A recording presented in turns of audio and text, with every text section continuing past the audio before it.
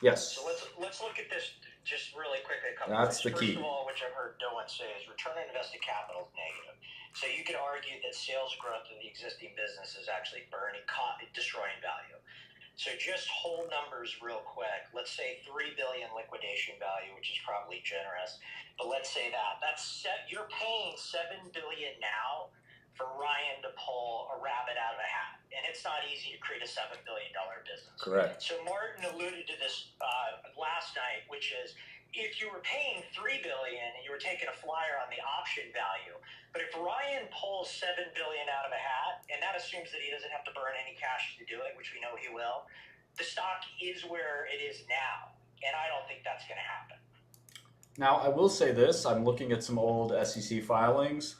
So everything that I just heard was spot on, and I'm really glad somebody echoes it, and some of it was said better than I could say, which is when you buy a stock where you're paying for the turnaround, there has to be a turnaround or you lose money.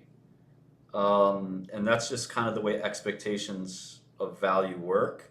So at 4 billion, the turnaround for GameStop only has to be worth 2 billion. There has to be 2 billion for the video game business or the core business. At 10 billion, the core business has to be worth 8 billion. So you really made it 4 times harder for this investment to make sense. And that's the way it works in the stock market. When the stock goes up, it's a lot harder to justify the valuation. That's why people sell, because they say, well, I liked it at 2 or 4 billion, but I'm not sure it's worth 10 billion. I got a nice guitar right next to me. I think I paid $800 for it. If somebody said, "Hey Martin, I want to buy that guitar for $8,000," I said, "I love my guitar, but you can have it. It's not worth $8,000. For that $8,000, I can buy 5 new ones and still have 4,000 left over." So you just have to look at the bargains and the value. Ryan, your mic is killing me. Um, you got to look at the bargain and the value and say, "Is this make sense? Do I want to pay $10 billion for $2 billion of cash and a business that loses money?" And how do I make sense of that bargain? Well, you look at other companies, which a lot of you guys haven't done. And if you look at a company called United Therapeutics, 10 billion, same story, same. They make $1 billion a year. That's closer to a bargain because at least I get my money back in 10 years. When are you going to get your money back in GameStop? How many Yeah, years is it going to take? it's not a perfect comp, Martin, Martin, but in terms of comparables as well, we know trading cards are sports cards, and there's also public comparables with pawn shops, which traded 5 billion with massively better economics than this business. Maybe they'll grow to be a huge collectibles trading house, but as Ryan said, until that happens, there's some doubt it'll happen. And if it does happen, what's that worth? That's worth 10 billion. Oh, that's the current price. That's a bad deal. You wouldn't want that deal, would you?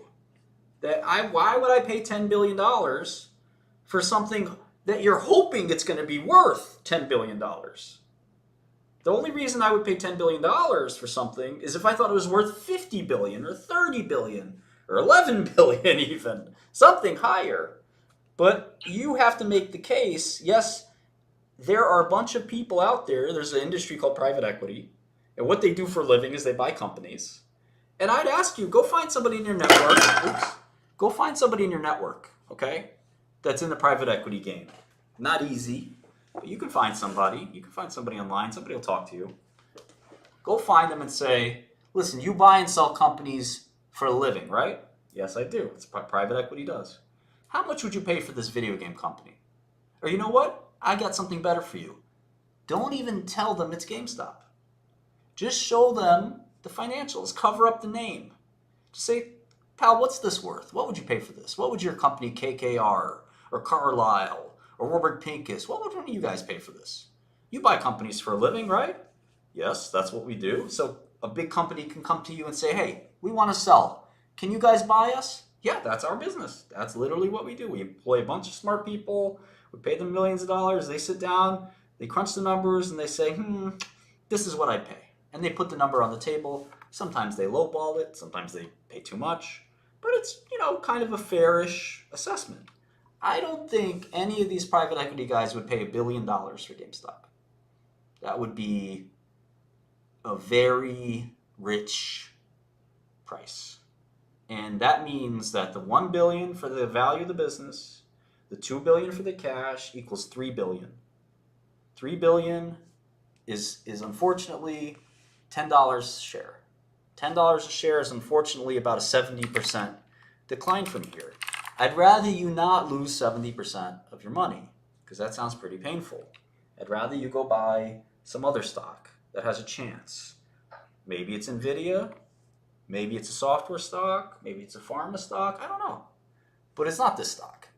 And the only reason you're looking at this stock is because somebody told you to look at it.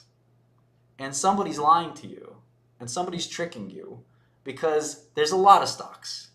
And there's one stock out there that could make you rich. Could be the next Nvidia. And you're not looking for it. You're being lied to and misled to look at this stock. And this stock has nothing going on. Do I know what stock does? No, I don't. I'm not here to sell you anything. I don't give a shit. You know, I'm an entrepreneur. I make my own stocks. But this is not the ticket. Now, could I be wrong? Sure. I'm wrong a lot. I could be wrong about this. This could be the next big company. But hopefully I persuaded you somewhat that it doesn't feel like this is the company. And again, if you disagree, like I said, go to the professionals. Go to the people who buy and sell companies for a living and ask them, what would you pay for this company? Don't show them the name. Just show them the numbers. The numbers don't lie. Mark, can I answer that question? Hold on, Ryan. The compliance wants to talk for a second. Go ahead. Marty, I don't think any of us have ever shit on GameStop. At least I haven't. I mean, I always thought it was a legit business. I mean, it's got some problems. It's got some, issues with growth and what it's going to do. AMC is a fucking basket case. And it has, it's the debt that's killing it, in pretty much all cases. And, I don't know what to say other than that. I think we moved on from AMC. I think we agree on that. Adrian, did you want to punch in? Sorry, I just want to say thanks for the space. I gotta go. Awesome stuff. We'll be right again. Sure. Ryan, did you? Gamer to gamer, I heard that guy was long GameStop. Gamer to gamer, I am short. But I would say what you could take your money, you could put into Rockstar Games. We're all buying GTA 6.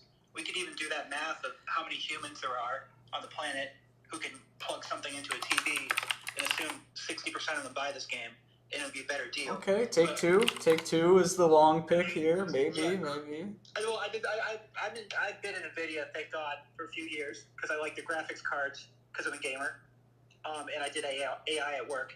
But also, GameStop. We said that they make a ton of margin on the reselling business, but I was going through in my head. They make 50% of margin on this reselling business, but there's plenty of better deals to be had when reselling it online. So I'm going through the head of someone who goes to GameStop to resell their Xbox, and I'm trying to think what percentage of these are stolen. Because if you're so value orientated to gain money on your used goods that you want to pass to someone else, you probably get the most value for it, aka going on Facebook Marketplace or eBay, unless it's stolen. Yeah, I mean, I don't have a lot of comments on that. I was the fund I worked at was one of the largest stockholders of Take Two 20 years ago, and it was a slow decade. It took a decade for that stock pick to pan out, and then it went up about 8x. Go figure. We liked GTA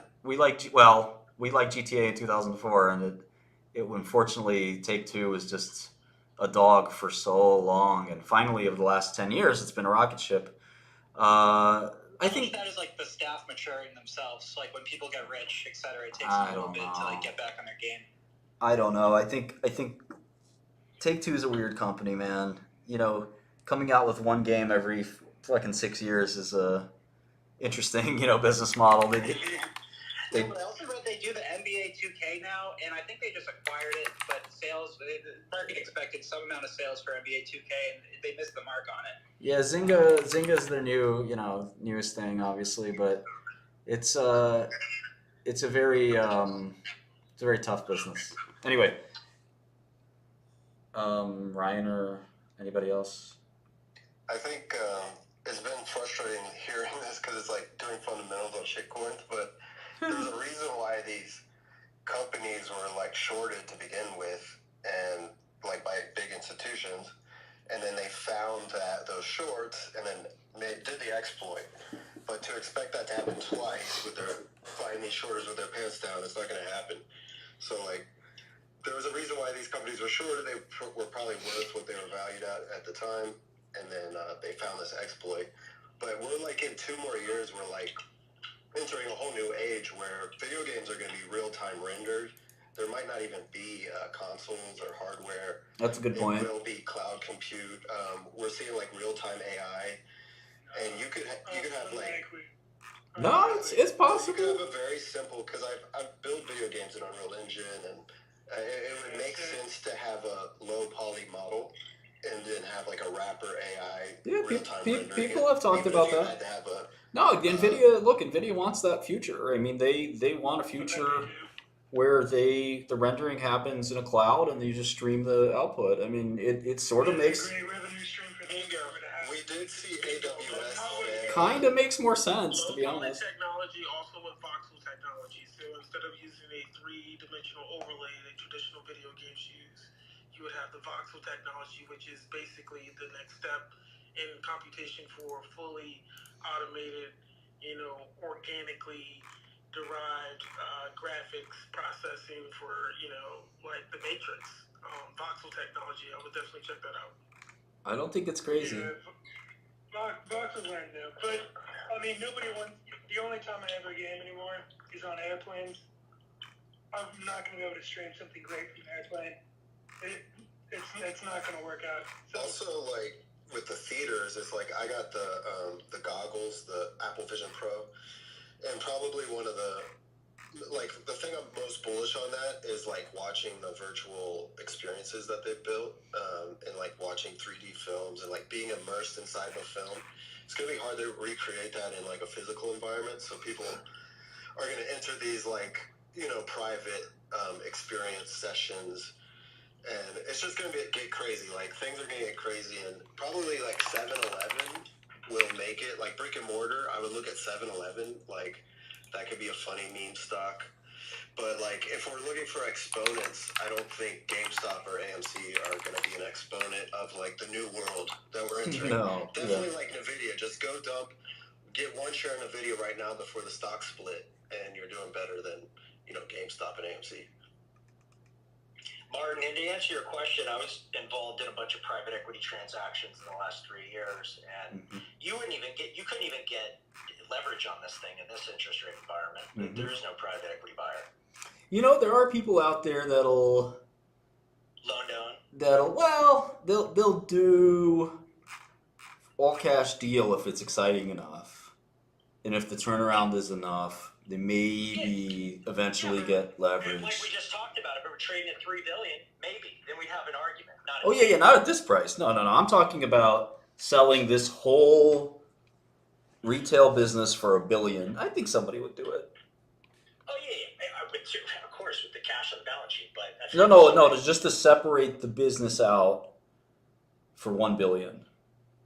Burning $200 million a year. I don't know about that. Well, if the fact that that's a debate is got to be the scariest thing in the world for GameStop, right? Because hold on. I'm saying that they could sell their core business for $1 billion, and this guy who sounds smart, I don't know, never heard of him before, sounds relatively smart and sophisticated, is saying, I don't think so. I don't think you could sell their core business for $1 billion.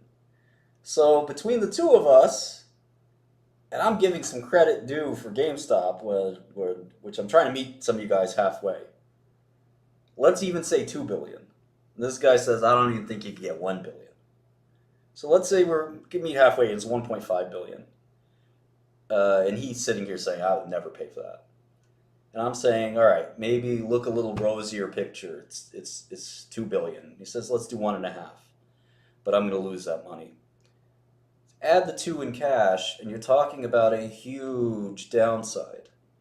None of us think you could sell this core business for $4 billion or $5 billion. And you certainly can't sell it for what it's going for right now in the market at $8 billion. The beautiful thing about the markets is that you can buy pieces of a company instead of the whole company.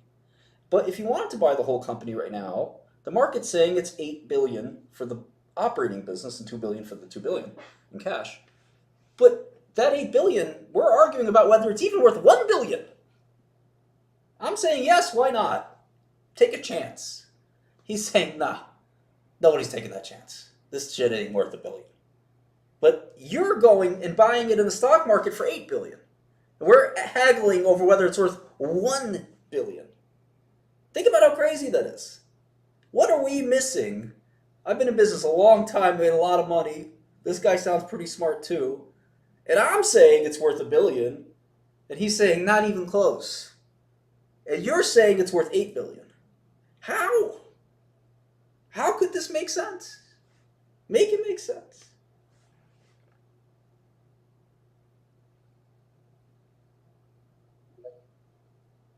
Redskin, what up, man?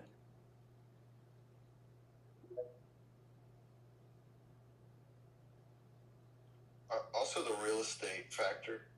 Amen. Amen. And yes, I have the answer, actually. And then we can cross it to real estate if you wish. But yeah, it does make sense because what GameStop is missing, like I say, the stock versus the company.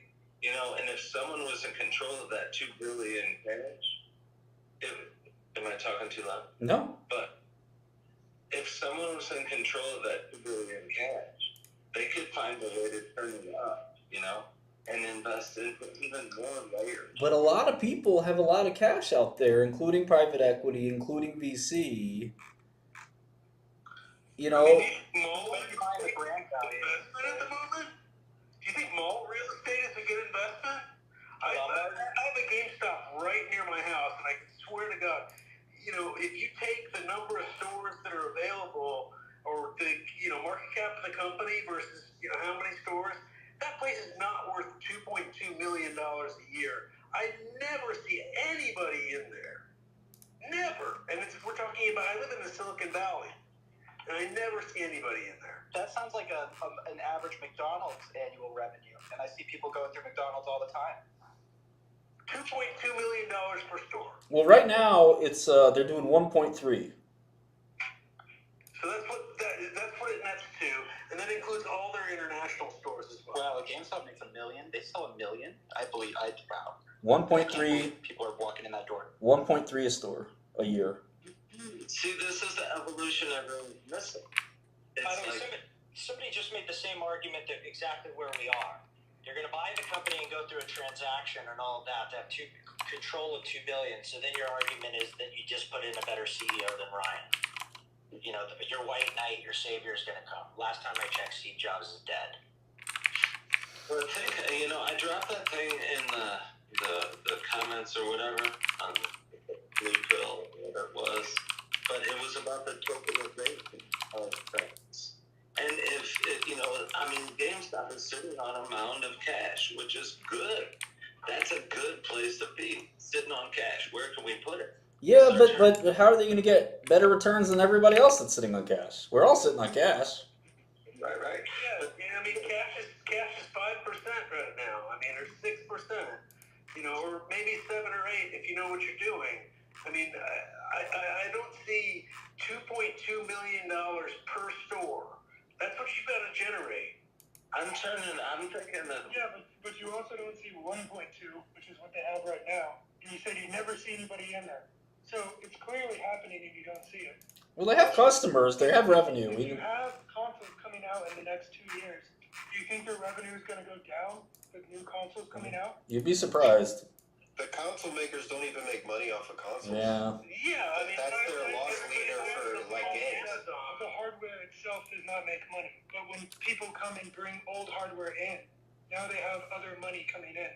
Like, just because... That's like a pawn shop, though. Right, but that's how they way to make money. And it's proven it for a long time that that's how they make money. I mean, that's why they're still... They don't make money right now, unfortunately. Hey, real fast, straight up, you hit the nail on the head. That's what it is. We close all the stores. We rebrand them as we still sell everything just like we do.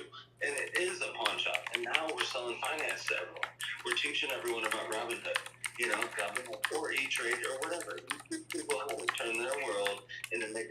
money, and that's where Do you then. really think the revenue is going to go down further if new consoles get released? I think that new consoles have been released. If you look at the That's release gonna be a cycle, long time. New By co- then it's gonna be it's like already happening this year. New consoles have been released perennially, and this company has still not found a way to make money. And you know, if they find a way to make money, wake me up, because right now it's not looking too good. Well, when we were looking, like the last 6 years, 4 years, right?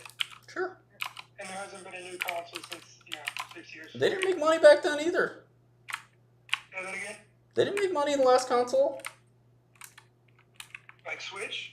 2020, the PS5 and Xbox XS launched. I have the dates here. They lost money every single year, including that year. Yeah, so but the console's the loss leader for the games. Like the console's always the loss leader for the Yeah, maker I don't think and I probably studied. GameStop. It shouldn't be for GameStop. I studied this, and there is no correlation between the console cycle and their profitability, from what I can see. Hey Martin, can you move O'Hara? Going back I 4 like years. what he has to say. Okay, O'Hara. You want me to move somebody up or down? Can you move him up? I don't know if there are any spots yet, though. I might have to make Move some somebody down. spots. Yeah, let's make some spots here.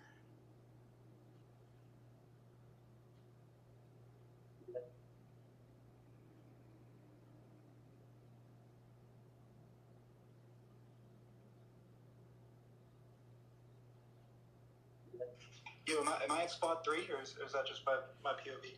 What's up?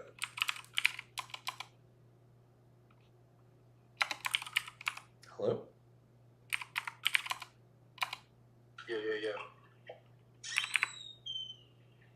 Hey, just had another thought that I thought I'd pass along here. One of the things, as I mentioned before, this GameStop is not a new thing for me. I've been in this thing for a long time, but one of my original takes on this situation with GameStop was this was a severely misunderstood company going back to 2018, 2019. And, my thesis was never a molas, big bucket short squeeze. It was just simply putting 2 and 2 together. The company had sufficient cash flow to stay alive. It was being treated as if it was going bankrupt tomorrow. And, they had a revolving door basically in the C-suite, which didn't help. It really, my thesis was always that somebody's going to take the helm and really guide this company back to profitability. Now, one of my theses was, and still is today, by the way. Let me throw this out there and see what you guys think. And Martin, this might be helpful to you because if this were to come out, this thing's going to go a lot higher. Imagine GameStop partnering up with somebody like a Best Buy or a Target or a Walmart, where just like Sephora did many years ago, where you walk into a Best Buy and in the middle of the store, there's a big banner, circular banner that says GameStop in the store. And you walk in and you're able to shop for all of your electronics, your computers, your appliances, and then voila, the kids can go into GameStop while you're there. And basically, what GameStop could do and what Ryan Cohen, and they may have talked about this, internally, they can shutter some of the stores that are unprofitable in areas where they have a Best Buy or a Target or a Walmart, and basically incorporate a GameStop within a big box retailer. I think that would. Why would they do that? Well, I think that would be. Listen, I think that would be a really big. They could just crush them and put them out of business. Yeah, if I'm the retailer, That's the thing, they can't, because listen, GameStop carries. Listen, GameStop. Let's face it. They have the brand. They have the cachet. They really truly No, do. they don't. They Nobody do. knows them. They have a negative brand from Target, Amazon. So I'm just letting you guys know. I wouldn't be surprised if this year there was not an announcement from Ryan Cohen to that effect that they're well, going to be maybe, partnering with a big box retailer, putting. but here's What they'll do is they'll do a pilot. the thing. I mean, Markets. They'll pick 10 I- markets where they can do this. I think And it's just, by the way, if they just announced the pilot program with Best Buy or Target as a GameStop within their store, checkmate. all right. I'm just telling you guys that right now. All right, so I think it's important to have a good imagination because you can come up with ideas that could be creative and then try to make these things come true. But at the end of the day, I'm happy to sit here and wait and see when these things will actually happen.